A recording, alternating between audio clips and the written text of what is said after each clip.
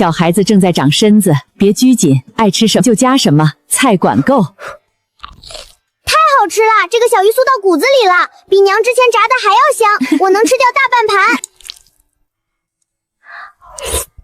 宋奶奶，这红烧鱼火候拿捏的太好了，鱼肉鲜嫩不柴，汤汁拌饭绝了。宋奶奶做的这个酥鱼，外酥里嫩，调味又刚刚好，真好吃。宋奶奶手艺真好。哇，这个肉更好吃，有豆子的香味，还有干菜的味道，配米饭我能再多吃一碗，好吃到舌头都想一起咽下去。宋奶奶你也太厉害了吧！宋嬷嬷随手做的家常菜，滋味居然远超酒楼大厨。这么说，我还得感激那波土匪，间接把身怀绝顶厨艺又会读书算术的宋嬷嬷送到了我身边。忙活一中午受累了，孩子们年纪小，不能沾酒，咱们两个慢慢浅酌2杯。也好，歇一歇，慢慢唠唠嗑。这道豆豉干菜青菜回锅肉是从前在大户府里学来的地道家常做法，不放过多杂料，全靠陈年的干腌菜提香，五花肉煸出油脂，油脂浸润干菜，再配新鲜青菜解腻，是咱们老辈传下来的地道吃法。城里酒楼为了省事，很少搭配干菜，吃着就少了一层厚重香味儿。难怪吃着和别处不一样，味道厚重又清爽，一点不油腻。原来还有这般讲究。我之前也试着做过回锅肉，只放青椒蒜苗，总觉得味道单薄，少了点底子。做回锅肉，选肉、焯水、煸油全是关键点。肉不能煮得太烂，也不能加生。煸的时候火候要稳，油脂逼出来一部分，肉才会卷成窝状。今天可算学到窍门了，往后我有空也照着这个法子试试。对了，婶子，当初你被困在匪窝做饭，日日面对一群粗满土匪，日子定然熬得辛苦，可不是嘛？那群土匪粗野蛮横，挑食又挑剔，动不动就发脾气。做饭既要合他们胃口，还要处处提防被苛待，天天悬着一颗心，半点不能放松。多亏你上山除掉匪寇，救我出来，才有现在安稳落脚的日子。都是缘分，遇上了自然不能坐视不管。如今在咱们小院，不用看人脸色，想吃什么便做什么，清闲自在。宋奶奶，以后您有空还要再做这个菜，实在太好吃了。饭菜鲜香适口，我们从来没吃过这么合胃口的家常菜。宋奶奶手艺独一份，镇上酒楼花大钱都吃不到这个味道。锅里还温着米饭和剩菜，谁没吃饱，随时再添。日子安稳，邻里和睦，饭菜可口，孩子懂事。如今这般光景，便是前世末世里想都不敢想的幸福。吃饱歇够了，下午带你们进山转转，好好练一练配合打猎。耶，上山打猎了！我今天一定好好警戒，帮大家找猎物。师傅，我准备好了，我会好好瞄准。上山脚步放稳，安全放在第一位，能打到猎物最好，打不到也没关系，好好历练本事就行，早点平安回来。知道了，宋奶奶，你就放心吧。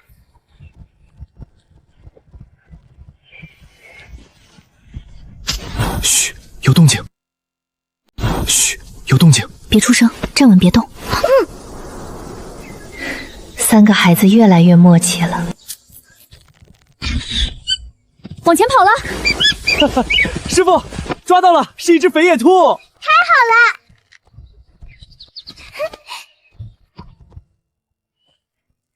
今天做得非常好，大牛主攻沉稳，弓箭瞄准越来越准，遇事不慌，越来越有猎手的样子。大鸭细心稳重，警觉到位，能及时提醒队友。二鸭也进步很大，不再毛躁，知道配合大家堵截猎物。你们3个现在本事练出来了，配合也越来越默契，完全可以独当一面了。从明天开始，咱们定个新规矩。往后你们上山打猎，不管打到什么猎物，所有收获全部归你们3个人自己所有。你们自己打的猎，自己商量分配，赚的银子全都由你们自己做主。这些猎物换来的钱，我1分都不要，全部归你们3个支配。好好历练，好好攒自己的积蓄。真的吗，娘？猎物卖的钱全都给我们？谢谢娘。多谢师傅，我们一定会好好努力打猎，好好存钱，不辜负您的心意。走，下山。不过1个多月时间，大鸭、二鸭从胆小怯懦变得能干独立，着实让人欣慰。还有大牛也变化许多，越来越沉稳了。回来啦！今日瞧着收成极好，背篓都压得沉甸甸的。宋奶奶，您又在给我们做新鞋子呀？是啊，你们几个孩子日日上山打猎，晨起练武，来回奔波赶路。山里山路碎石多，草茬硬，最费鞋子。大鸭、二鸭年纪小，脚底娇嫩，平日里在家清闲无事，便想着多做几双千层底布鞋给你们换着穿。我先紧着大鸭、二鸭你们姐妹俩做，女孩子脚嫩，最是受不得委屈。等你们姐妹俩的布鞋加厚鞋垫全部做好，收拾妥当，我再慢慢给大牛裁剪布料，纳制鞋底，一双一双细细做。真叫扎实，穿的才长久。辛苦宋奶奶时时惦记我们，费心了。多谢宋奶奶费心照料。自打落户此处，从前日日奔波劳碌，开荒打猎挣钱养家，事事亲力亲为，从不敢有半分松懈。如今徒弟女儿渐渐长大懂事，也该慢慢放手。大牛，今日由你赶车，把控车速，照看路况，稳稳赶路。大丫、二丫，今日对接鲜味楼，对账收钱，全都由你们三人自己商量处置。我在车上等着。师傅放心，我一定稳稳赶车，绝不出半点差错。娘，我们知晓分寸，一定仔细对账，不乱说话。我乖乖守着山货，不乱跑，不吵闹，配合姐姐和大宁哥做事。走吧。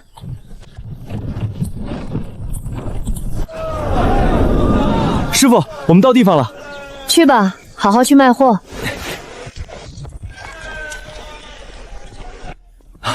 几位小客人今日独自过来送货呀？麻烦小哥通报一声翠菊姐姐，我们送新鲜山货过来了。好嘞。大丫，今日你娘没来，倒是难得见你们三个自己过来交货。翠菊姐姐，我娘在车上歇息等候，车上都是我们昨日进山亲手捕猎的新鲜野味，品相新鲜完好，品质姐姐尽管放心查验。好，那我随你们去验货。翠菊姐姐，昨日我们三人分开狩猎，数量分得清清楚楚，合计10只野兔，5只山鸡，另有1筐新鲜野菌野菜，全部完好无损。羽兔20文一只，野鸡30文，精品畜菜30文，一共380文。你们几个孩子懂事能干，第一次自己来卖货就这么稳妥，这20文是额外嘉奖，拿着吧。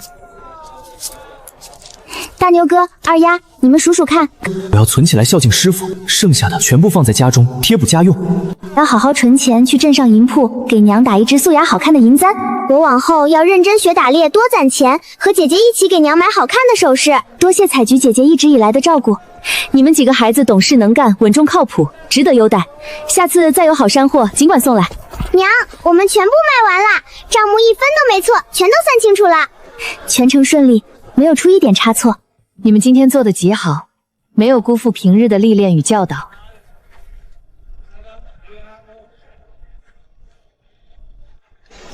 回来啦！今早独自进城卖货，可还顺利吗？超级顺利，我们自己报数量报账一点错都没出。是啊，宋奶奶，翠菊姐姐很照顾我们，价钱给的公道，所有猎物全都卖干净了。大牛，你今天也辛苦了，你捕的猎物换了多少铜钱呀？回宋奶奶，我今天打的猎物一共卖了100多文。真是好孩子，太能干了！你们3个今天干得极好，真是越来越出息了。师傅，我先回家一趟。去吧。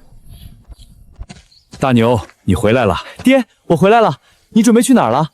我去地里除草，不清理耽误庄稼长势，提前除干净，等到秋收就不会掺杂草梗了。爹，我跟你们一起去。爹，我今早跟着师傅进山打猎，打到的猎物送去镇上鲜味楼卖了，总共挣了100多文。从前我俩在码头卖苦力，一天才挣35文，可现在儿子只是跟着师傅打几只野物就挣了100多文，我儿子真是有出息了。我心里盘算好了，我打算留出一部分钱存着，攒多了给师傅买好酒，剩下的钱我交到家里贴补我们自家家用。好，大牛，你师傅的恩情是天大的恩情，这份恩情一辈子都不能忘。爹，我记着呢，一刻都不敢忘。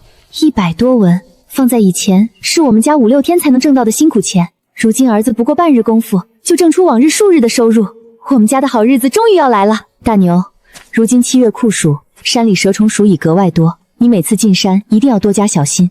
你年纪最长，又是男子汉，往后进山要好好护着2个妹妹，万万不能让妹妹们出事。娘，我晓得的，您放心，我一定好好护着妹妹，绝不会让她们受伤，也会多提防蛇虫。晚上给你做好吃的。今天运气真好。是啊。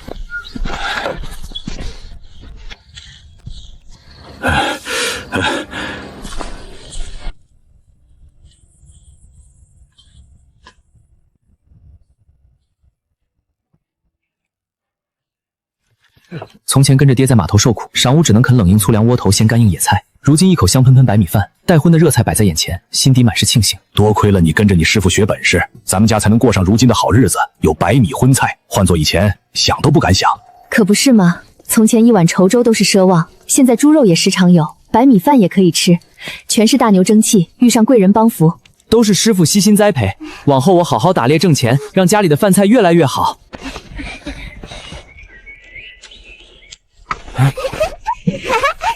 一下午奔波，竹筐里又多了几只野兔山鸡。明早让3个孩子赶驴车送往镇上鲜味楼，找翠菊姐姐结算售卖。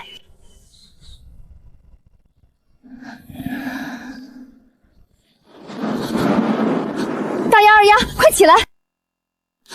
大丫二丫，快起来！外头打雷了，怕是马上要下雨。来了来了，娘！姐姐快走，收衣裳。快，要下大雨了！姐，这风好大。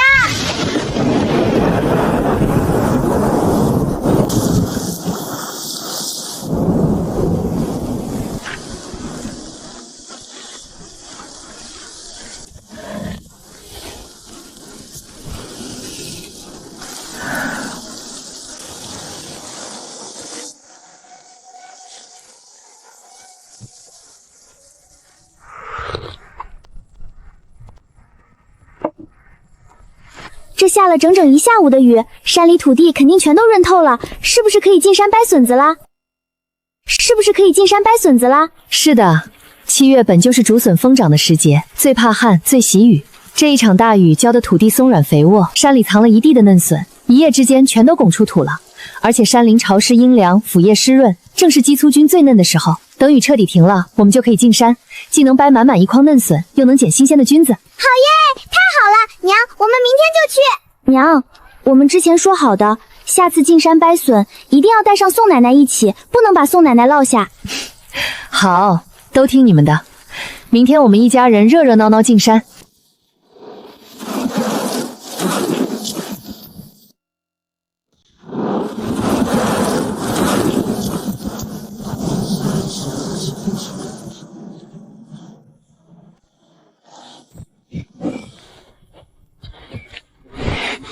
娘，雨停了，我们可以出发了，对不对？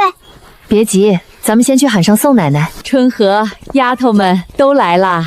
雨后山里景致好，笋子菌子也多，咱们今天定能满载而归。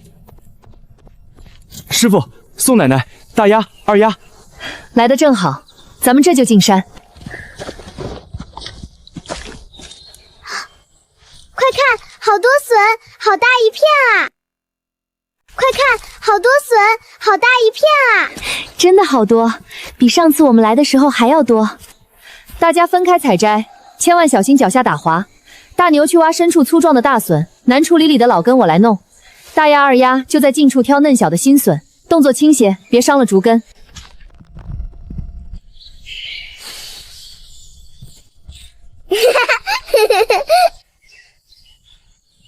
我们就地停下，把所有笋壳都剥干净，只留笋肉。娘，这只想喝姜娃水。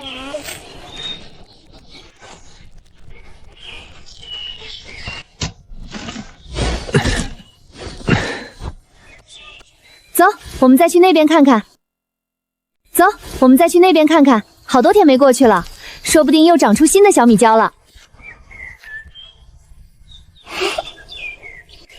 春和侄女，你可真早啊！一大早就进山忙活了。哎呦，我的天，你们一人背几十斤嫩笋，今天这收成也太丰厚了，真是太能干了，可不是吗？上次吃了你做的笋子炒肉，我们一直记到现在。亏了你教了做法，我们也想上山掰点笋，换换口味。赶上一场好雨，那边还有不少嫩笋，你们赶紧去吧。挑出10几20斤品相最佳的嫩笋，用来泡制酸笋，随吃随取，清脆爽口。再分给宋嬷嬷点，剩下的全部晾晒成笋干，冬天炖肉煲汤都鲜香十足。这一窝菌子可是不可多得的人间鲜味，前世这种山珍都彻底绝迹了。前世老家的后山，每到下雨季便会生出鸡枞，再配以辣椒嫩姜丝和回锅肉爆炒，那滋味真是怀念啊！好多鲜菌，看着就好吃，真是好福气，这般品相的鸡枞太难得了。春和，赶紧小心挖出来。鸡宗最鲜的就是当下，耽搁不得。今日运气这般好，中午我来掌厨，一半配回锅肉，一半炖菌子鸡汤，再炒个鸡蛋菌，好好尝一尝这口正宗山鲜。好，今天咱们就吃一顿鸡宗宴。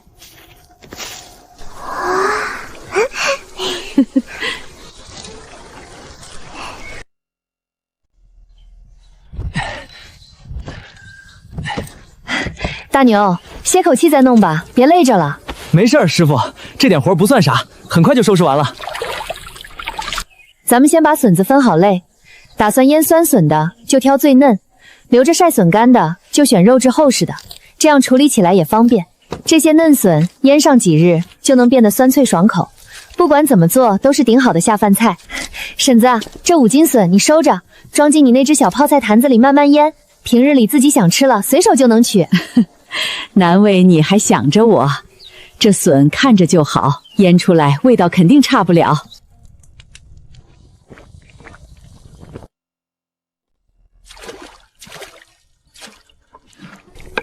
焯水一定要煮透，不然青涩味去不干净，就糟蹋了这么好的笋肉了。这话在理，吃食的门道往往都藏在这些细枝末节里。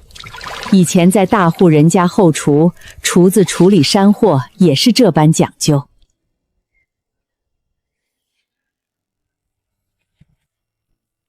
这样晒上2、3天，等水分彻底收干，笋肉变得柔韧，就可以装坛封存了。等到冬天，把这些笋干拿出来炖肉炒菜，想想都香。娘，这么多够我们吃整个冬天啦！这么多够我们吃整个冬天啦！是啊，今天炖汤，咱们用野鸡肉。鸡是前些日子你进山打猎捕获的，我和新鲜鸡松菌搭配在一起，让它鲜上加鲜。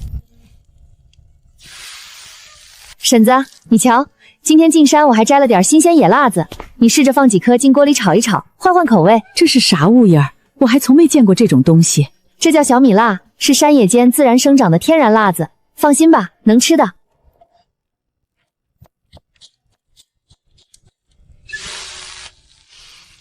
这香味儿倒是特别，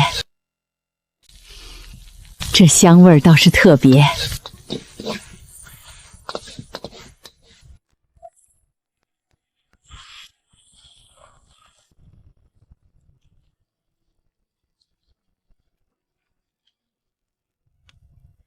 别急，慢慢吃，菜还有很多呢。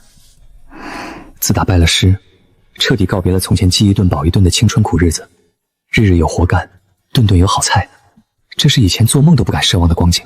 大家都动筷子吧，别光看着了。太好吃啦！这个蘑菇炒肉是最好吃的菜，嫩嫩的，香香的，带点微微辣味儿，一点都不腻。慢点吃，没人跟你抢。慢点吃，没人跟你抢。身处这方无灾无难、水土干净的太平世间，山林产出的每一样山珍都带着最本真的天然鲜味，远比前世记忆里的味道纯粹动人。春和，这野山人肉质紧实，野味十足，配上刚采的新鲜鸡枞，双鲜交融，最是滋补丰润。你快尝尝。确实极鲜，野味趁着菌香，清甜醇厚，一点都不油腻。这山里的宝贝贵在天然干净，还有你寻来的这小米辣，真是万万没想到的好物。先前只觉得它腌酸菜绝佳，今日炒菜一试，竟是欲绝。大山里的宝贝多，只要勤快细心，处处都是去惊喜。还是你心细眼亮，懂这些山野门道。还是你心细眼亮，懂这些山野门道，总能带着我们尝新吃鲜。不过是日日住在山间，慢慢摸索出的小法子罢了。娘，我还要喝汤，菌子吸满肉汤，软乎乎的，太好吃了。锅里还有，尽管喝。同一种菌子，清炒是清甜，加辣椒爆炒是浓香，炖汤又是温润的鲜味，做法不同，味道全然不一样，太奇妙了。这就是农家过日子的细碎乐趣，不求山珍海味，只求食材新鲜，三餐温热，家人相伴，便是最大的福气。林兄，你我相较时有时远了，情同手足，我也就不跟你遮掩避讳了。实不相瞒，我这身子近些年一直有暗疾缠身，胃里亏虚，元气大损，处处力不从心。贤弟往日体魄强健，何来体虚暗疾？贤弟往日体魄强健，何来体虚暗疾？莫非是常年公务操劳所致，并非公务之故？林兄应当还记得，5年前我因公赶路，途中马车颠簸中，我不慎从马车上狠狠摔落，当时只觉腰腿坠痛，内看着一摔看似无碍，便只简单服药本，损了肾气元阳，落下了难以治之的隐疾。自那之后，我身子一年比一年亏废。最要紧的是，自摔伤那年起，我与内分再无子嗣动静，至今家里仅有一女，家中长辈日日催忧，我自己更是也焦灼。身为男子，身有暗疾，后继无望，其中苦楚难堪，旁人根本无从知晓。贤弟可曾请名医诊治？边关虽地僻，却也并非全无良医。请过州府县内，甚至隔壁州府的都看遍了，无非是固本的老方子，吃了几年毫无起色。大夫们都说这是腰脊旧伤损及经脉，药力难以直达病灶。好在前段时日，我有幸偶遇一位隐士神医，他细细为我把脉断症，直言我是早年坠车伤了根本，元阳亏虚，寻常药材治标不治本，想要固本培元，修复暗伤，必要一味烈性山野药引入方，方能盘活亏虚气血，补足受损元气。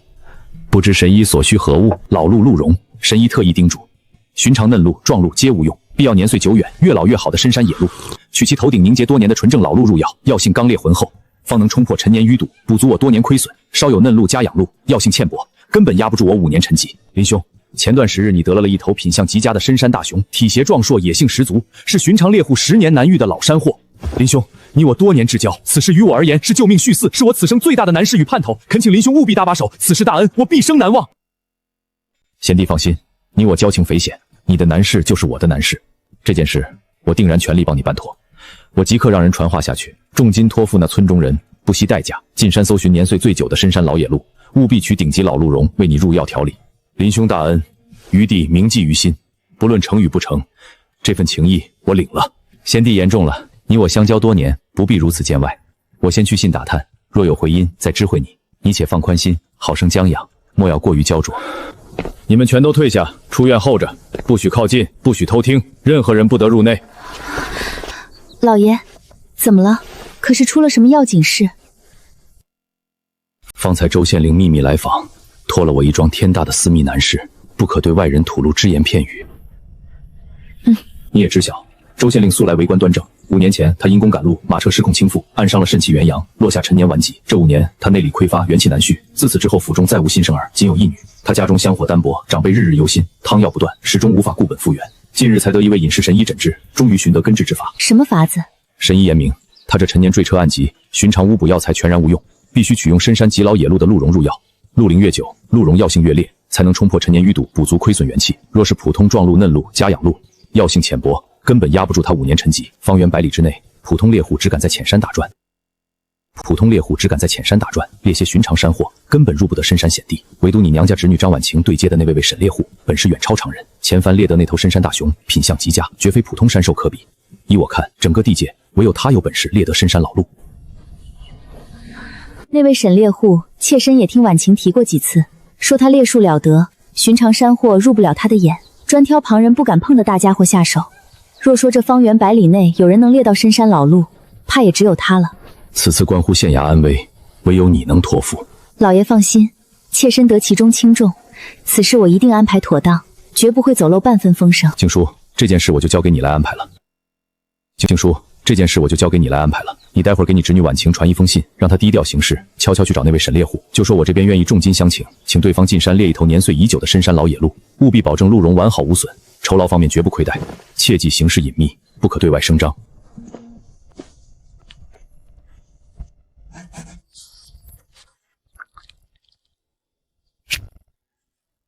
来人，你即刻备马，快马加鞭赶往柳鹤镇，亲手将这封信交到婉丽小姐手上，旁人一概不得转交，路上切勿留，以最快速度送达。记住，此事机密，不可与人闲谈半句。遵命。老爷放心吧，信件已经派人快马送去柳可镇了，想必婉晴很快便能收到消息。静候那边的回信便是。门外何人？大清早敲门，所谓何事？我是县令府张夫人身边派来的，专程前来送信，烦请通传一声府里的婉晴小姐。先请进，我去禀报。小姐，县令府派了人专程送信过来，快将人领进来。婉晴小姐安好，我奉府中张夫人之命，昼夜赶路，特意将信件亲手送到您手上。这枚记号代表着事情非同小可，是府中最高优先级的嘱托，寻常琐事绝不会用上。一路辛苦你了，先下去歇脚，用些茶水吧。是。此事绝非单纯的捕猎交易。寻常人家猎鹿只求肉食，哪里会特意苛求鹿的年岁，还点名要完好鹿茸？想来背后定是有人需要这鹿茸入药。吃过早膳，你随我一同去仙味楼等着。估摸沈姐姐他们今日也会过来送货，咱们就在那儿候着她。是，小姐。采菊，今日劳你多留心些，等会沈大姐带着孩子们过来卖货，你第一时间知会我一声，我有要事找她相商，烦请你把她请到内间来。张小姐放心，我记牢了，只要沈大姐一行人到了，我马上就来通报，亲自去请她进来。大丫，你娘今天也一同过来了吧？老采菊姐姐挂心，我娘来了。我娘来了，这会儿还在外面驴车旁清点货物呢。那就好。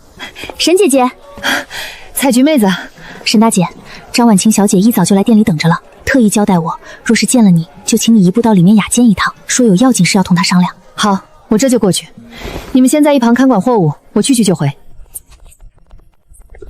沈姐姐，你可算来了。今日墨妹把你请进来，确实是有一桩要事，想请你出手相助。是这样的，有人托我出面，想请你进山猎一头老山鹿，鹿的年份越久有越好。价钱方面你尽管放心，绝不会亏待你。沈姐姐，这是20两定银，先交付到你手上。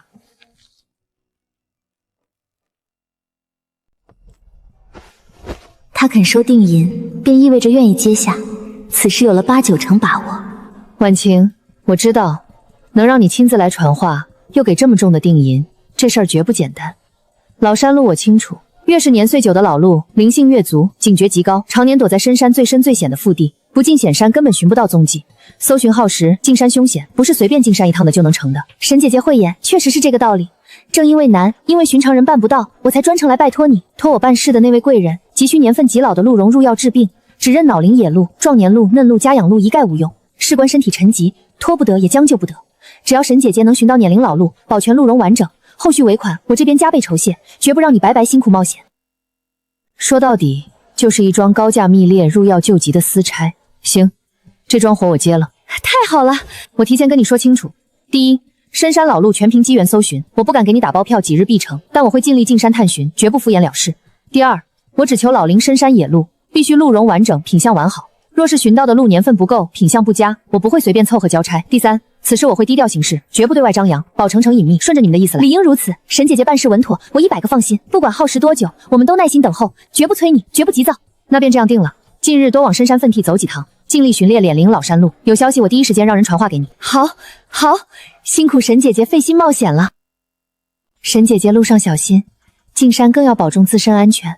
不必太过急迫，此事若是成了，那位贵人必有重谢，绝对不会亏待你的。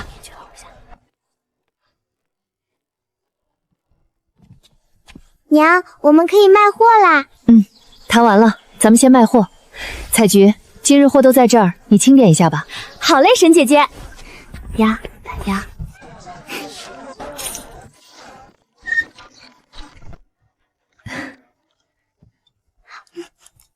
今天镇上好多人，仙味楼的姐姐还夸我们打猎厉害呢。今日货出得很顺，一点耽搁都没有。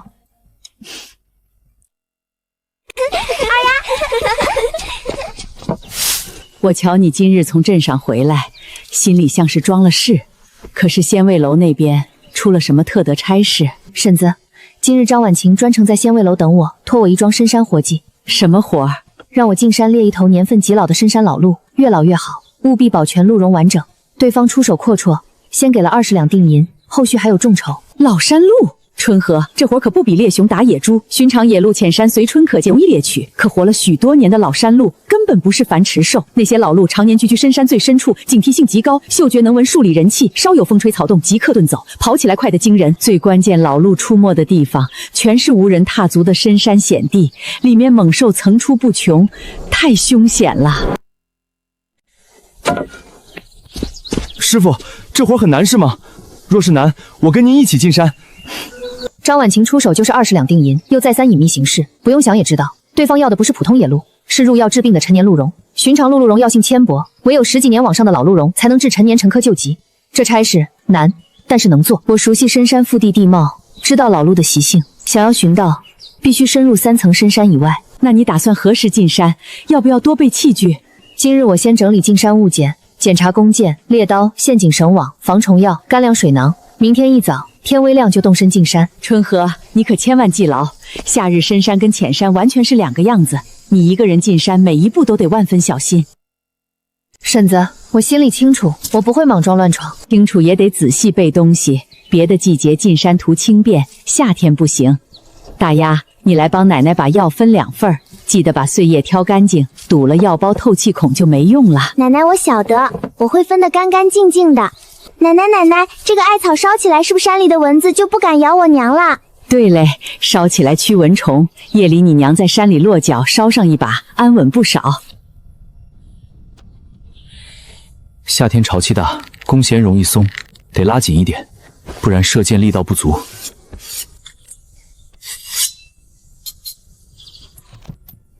师傅，您进山一定要穿戴整齐，千万不能大意。好，师傅记得，辛苦你了，大牛。春和，夏天千万不要带太多熏肉厚肉，闷在包袱里半天就馊了。玉米面用山泉水一冲就能吃，不用频繁生火，少冒烟，也不容易惊扰山里的老路。还是婶子想的周到，我正想着要尽量少起火，免得惊走路踪。唉，那是自然。那老山路是通灵的物件，最是机敏多疑，一点烟火气，一点人声，就会立马逃窜。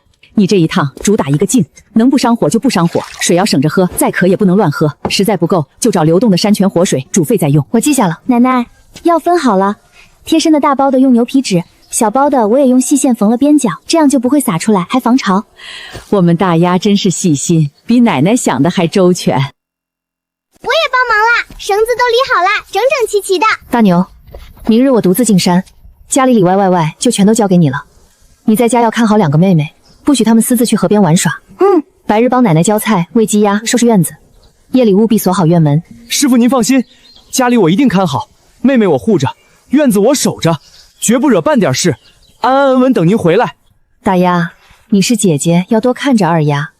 天热贪凉最容易出事，别带妹妹去阴陵水沟玩水，乖乖在家做针线，帮奶奶干活，踏踏实实待家，就是帮娘最大的忙。娘，我晓得，我一定看好二丫，不乱跑，不贪玩，好好在家等着您。娘，我也听话，我不玩水，不晒太阳，我帮奶奶扇风、捡菜、喂小鸡。家里你尽管10000个放心，有我在，有大牛在，2个丫头绝对安安稳稳的。菜地我按时浇，鸡鸭我按时喂，门我夜夜锁好，啥都不用你操心。我唯一放心不下的就是你。春和夏天进山真的苦，白天热得冒烟，山路又闷又陡，走2步又一身汗，千万别硬扛，累了就歇，别中暑。晚上山里露水重，湿气大，别睡低洼草地，找高一点、通风干燥的石头边落脚。夏天雷雨多，看见天发黑起大风，立刻找山洞躲着，别站大树下躲雨，也别往崖边凑。老路能找着最好，找不着也不强求，咱安稳回家比啥都强，听见没？婶子，我都懂，我一定稳稳妥妥的，绝不逞强。行了，该备的全备齐了，再多装就太重了，山路难走，你一个人背不动。这段日子辛苦大家了，我明天一早准时进山，凡事小心，量力而行。最多5、6天，一定回来。我们等娘回家。行啦，晚上早点睡，养足精神。我夜里给你熬一锅绿豆汤，解解暑气。明天一早我再早早起来给你做早饭，吃饱喝足再进山，有力气做事。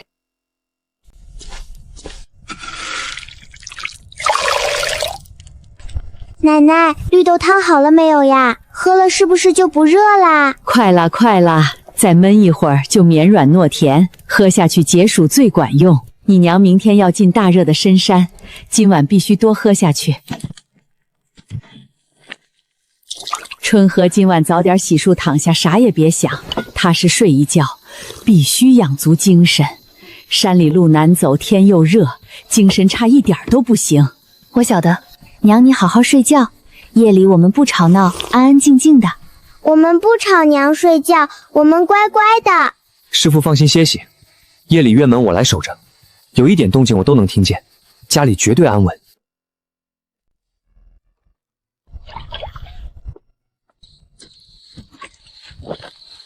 都睡觉去吧，浅层山灵，中层密林，3层深谷。老鹿洗净、洗清泉、洗高牙通风处，尤其雨后喜欢出来觅食饮水，得悄悄摸进深林，不惊兽不惹蛇，不闹出动静。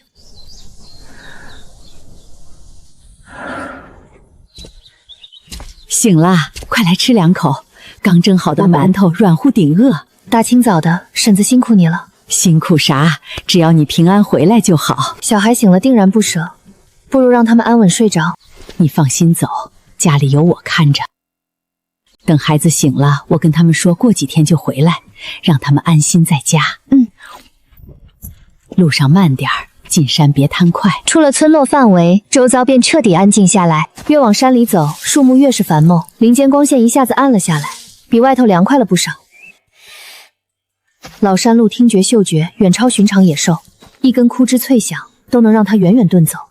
野兔、山鸡、野猪痕迹随处可见，唯独不见野鹿的蹄印。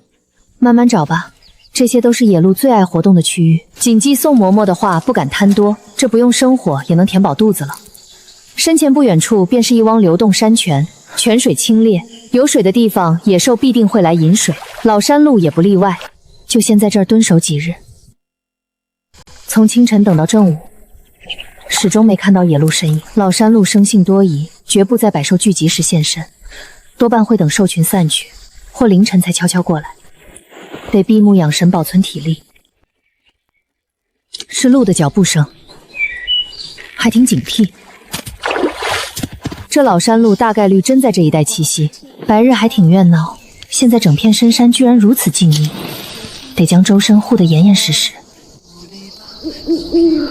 就算睡着了，我也得保持警惕。比昨日那头野鹿更加沉稳。终于等到了，这个绝对是活了10几年的老鹿，跟普通野鹿天差地别，这正是他要找的货色。这警惕性高得吓人，半点风吹草动都逃不过他的决绝。这鹿经不得，今日经走，往后半个月肯定不会再来。鹿茸部分分毫不能损伤，磕碰刮花，脖颈舒展，肩肉放松，完美时机。风速极缓，几乎不影响剑道。还好鹿茸完好无损，完美，比猎猛兽累多了。猎老山鹿靠的是耐心、细心、定力、精准控力，稍有1分偏差，就是白费2天1夜的蹲守，一点味儿散出去，孤狼、野山猪都会被引过来，得赶快走。山里温度高，不仅人容易中暑，鹿身也怕暴晒，必须赶在正午最热之前走出去。正午的深山不仅热，还极易起狂风暴雨，一旦落雨，山路湿滑难走不说，鹿身被雨水淋透，也容易坏了品相药响。山里天热，可千万别逞强，平平安安回来比啥都强。师傅定力好，本事稳，一定会平安回来的。奶奶，娘快回来了吧？我想娘了，娘定能抓到老鹿。回来啦！奶奶，姐姐，师兄，我娘回来啦！春和，慢点走，别累着。师傅，我来帮你。没事儿，还稳得住。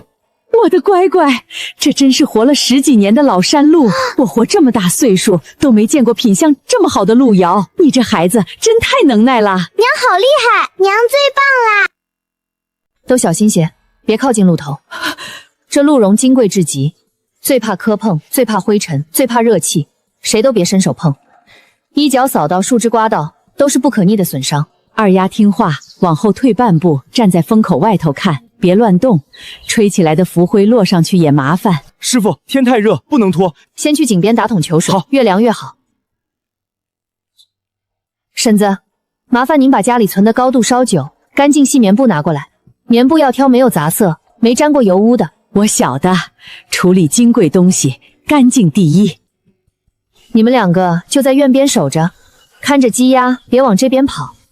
看着风吹过来的碎草枯叶，随时轻轻扫开，别落在鹿身上。我们一定看好。你这一副又老又沉又厚又润，一看就是好东西，也难怪镇上贵人愿意出重金求购。越是盛夏鲜荣，药性越足，只是夏天太热，难存难运，稍有不慎就废了。大牛，你看着，以后遇上取茸，切记顺着骨缝走刀。老鹿骨缝紧实，但是有纹路，找准纹路，浅刀轻剔，层层剥离，这才是上品取茸的法子。太好了，半点瑕疵都没有，这才是真正的上品真炉。鹿茸存好了，阴凉通风放着，2日之内绝对不会变质。剩下的鹿参抓紧处理，天太热，一刻放不住。你用凉清水反复冲洗干净。好的，师傅。新鲜鹿肉，咱们今晚留一部分炖汤做菜，补补身子。剩下的切条、腌制，做成鹿肉干。夏日鲜肉存不住，肉干的耐放，能吃大半年。这个法子最稳妥，夏天啥肉都放不住，做成肉干刚刚好，不浪费一点东西。娘，这副鹿茸是不是能换很多酬劳？这副老茸年份足，品相顶尖，是贵人专门求的东西，能换一笔不小的酬劳，够咱们家安安稳稳过日子，还能攒上不少积蓄。太好了，娘太厉害啦！你这一趟真是不容易，大热天孤身闯深山，熬了2天1夜，换旁人根本扛不下来。辛苦是值得的，差事圆满，品相完好，没辜负人家的土妇，也没辜负自己熬的这些日子。今日好好在家休整一晚，缓过疲惫，明日养足精神。后天一早，我亲自带鹿茸去镇上仙位楼，找张婉晴秘密交割，结清尾款。师傅，洗干净了，切成条。春和，腌料都配好了，全是干爽无生水的，绝不耽误晾肉干。方才我特意把盆用沸水烫过，又在太阳底下晾干，一点水都没有，腌出来的肉放多久不会坏。每一条肉都要把调料揉透，肉条缝隙、内卤肌里都得抹上盐和酒，不然晾到一半内里发臭，整条都得扔掉。腌上2个时辰入味儿，等日头偏西，暑气淡了，再拿出来摊在竹匾上风干。正午太阳太烈，直接暴晒会把肉的表面烤硬，内里闷出腥气，晾不透。没错，正午只腌不晒，等傍晚微风凉爽，再挪出去慢慢阴干。夜里收进屋里防露水，连续晾上3、4日，就能存着慢慢吃。今晚炖一锅鲜鹿肉汤，再炒一盘鹿肉丝，给你好好补补。这2天在山里啃干肉，喝凉水，身子早就亏空了。娘，奶奶煮的放凉了，喝着解暑。娘，后天去镇上，来带我们一起去吗？那地方人多眼杂，这鹿茸又是贵重隐私，还是不去为好。那好吧，我在家好好守院子。师傅，您放心去镇上。有你守家，我确实放心。镇上交货不知要多久，若是顺利，我当日便能回来；若是要核对银两，细赊鹿茸品相，或许要留宿一晚。不论早晚，我都会让人捎信回来报平安。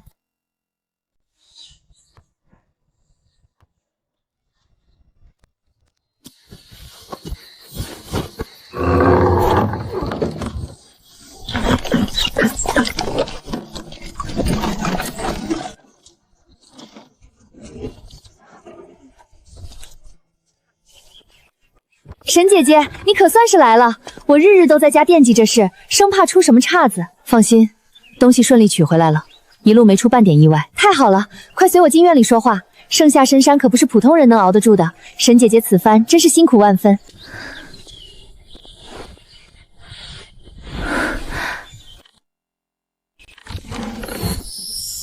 我的天，就算我从来不懂药材好坏，光凭眼睛看也晓得这是1等1的至宝。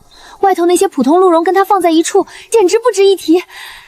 沈姐姐，你实在太厉害了！当初我姑姑私下托付我办这件事时，神色格外郑重，还特意用了家族隐秘标记记录在册。我心里一直七上八下没个底，如今亲眼见到这鹿阳，我总算彻底踏实了。你去前堂请我父亲过来。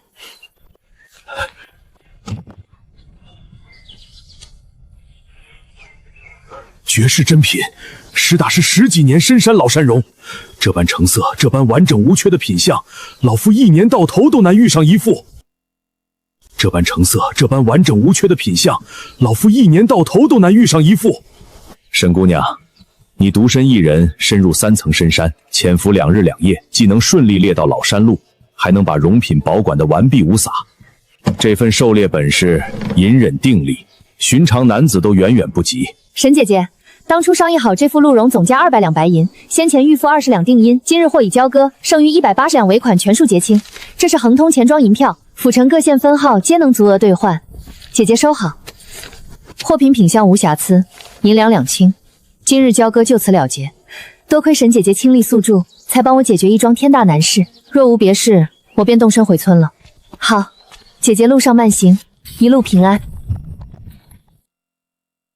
爹，您方才仔细查验过，这副鹿茸当真稀有难得。何止稀有，放眼整个县城，一年都寻不出第二副同等品相的老山茸，花钱都未必能买到。姑姑动用家族隐秘标记存档，态度郑重到极致，足以说明此事背后牵扯极大，定是县令府中有要紧人物急需此物，或要做极重要的人情往来。姑姑不愿细说，是怕我们知晓太多招惹祸端，但我们万万不能轻淡对待。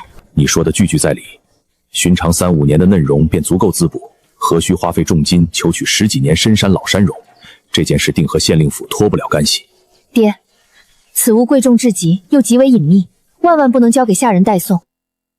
下人身份低微，不懂官场礼数，易怠慢失礼，嘴碎眼界浅，路上若向外人透露消息，极易引来祸事，不如由您亲自带队，备好配套礼盒礼品，亲自登门送入县令府邸。您亲自前往，礼数周章体面，既能稳妥完成交割，也能让府中看清张家诚意，不辜负姑姑苦心。此事的确必须由我亲自跑一趟，事关家族人脉脸面，半分敷衍都不能有。你即刻寻店里最好的锦盒转店，防潮锦缎，把这副鹿茸细致封装，打理庄重。是父亲。我回房更衣，备好办理，片刻后便动身前往县令府，稳稳把这桩密事办妥。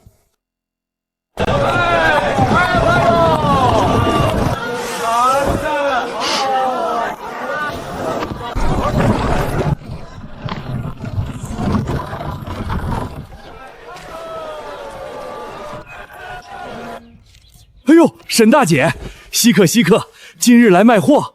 掌柜的，今日不卖货，来买几样药材。嘿，可真是稀奇，往常都是你给我送货，今日倒头一回从我这儿买药材。呵呵，沈大姐想要什么，尽管开口。八角、山栎、桂皮、香叶、小茴香、阻然，每样称一点，够家用就成。沈大姐，这些都是香性温药，寻常极少单独抓来入药。你买这么一堆是做什么用的？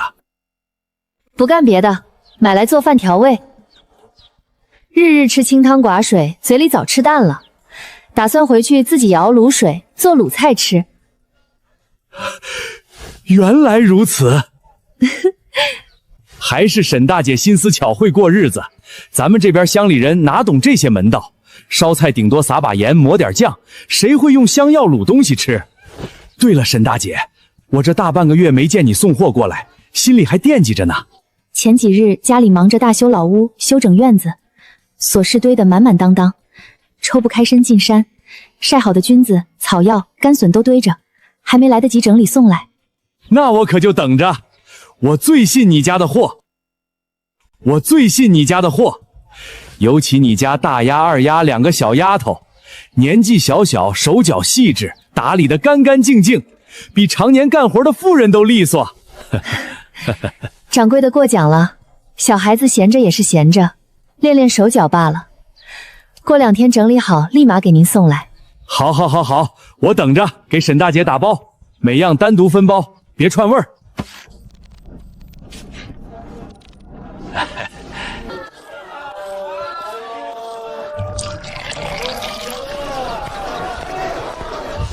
哎呀，沈大姐姐，你可算来了！今日想买点啥？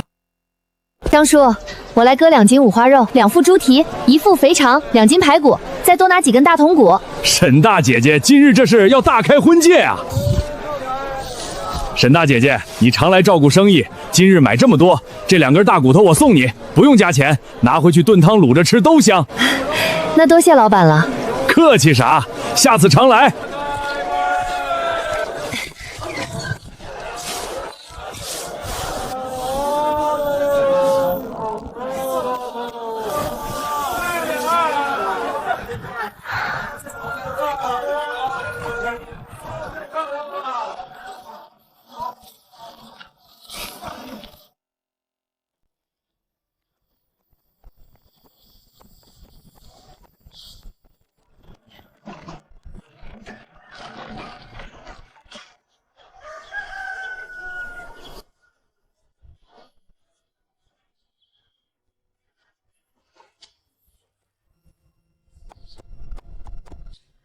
是小灰灰的声音，娘回来了。娘回来啦！我娘回来啦！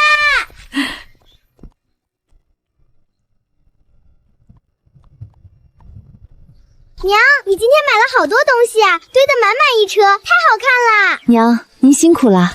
师傅，您回来了。春和，你咋买这么多猪头、猪蹄、肥肠，还有大骨头？你一下子买这么多，看着油腻乎乎的，平日里也没人爱吃，你买来做什么呀？婶子，这你就不知道了。这些东西看着不起眼，做好了比纯猪肉还香。哦，这些还能比猪肉好吃？我可从没听说过。当然能，我今天买了好些香料，就是专门拿来做新吃食的。这个吃食叫卤味。卤味？春和，这卤味是啥做法？婶子，这是别的法子做出来的美味，不用清水煮，不用大火炒，把这些猪蹄、猪头、骨头、肥肠，配上我买的八角、山奈、桂皮、孜然这些香料，再加上老酱油，慢火慢慢焖，慢慢卤，卤够时辰之后，肉质又糯又入味儿，酱香浸透每一丝肉里，不腥不腻，越嚼越香。夏天吃凉兮兮的不腻，冬天吃热乎乎的暖胃，怎么吃都好吃。原来是这样，那可太新鲜了！我活大半辈子，从没听过什么卤味。既然是你琢磨的新吃法，那肯定错不了。咱们中午先吃饭，然后歇一歇，下午我慢慢琢磨，咱们几个一起动手，慢慢试着做，保准今晚都让你尝到。好，女儿等着尝新味道。我也要吃，我要吃香香的卤味。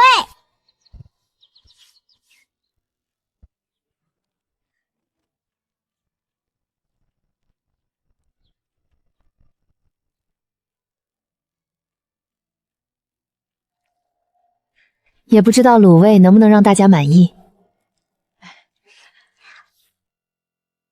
今天第一次做卤味，步骤繁琐，咱们分工搭把手，做起来又快又干净。我能帮忙干活不？我也想帮你做香香的新东西。娘，我也可以干活，我不怕累。你们两个负责拆分装好的荷叶，把猪蹄排骨仔细冲一遍清水，仔细一点。好，我们记住啦。春和，最脏最费功夫的活交给我，我做了一辈子饭菜，最会收拾这些，保准处理得干干净净。春和，这猪头油腻，肥肠腥重，能把这些东西做成好吃的。这些食材全靠香料提味，卤水焖煮去腥。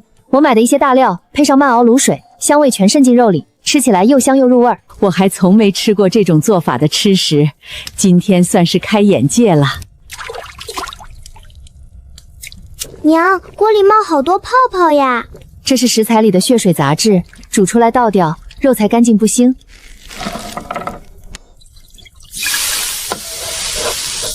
这香味也太好闻了，温润不冲鼻，比咱们平时做菜的香料香多了。